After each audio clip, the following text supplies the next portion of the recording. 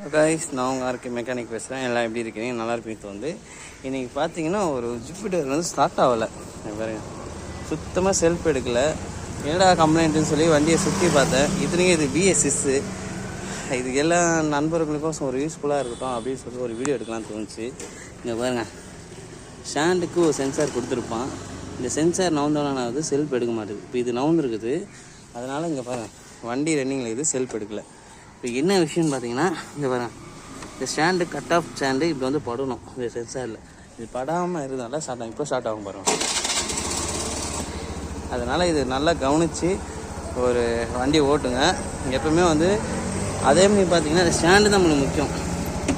இப்போ பாருங்கள், இந்த மாதிரி நவுந்துறது.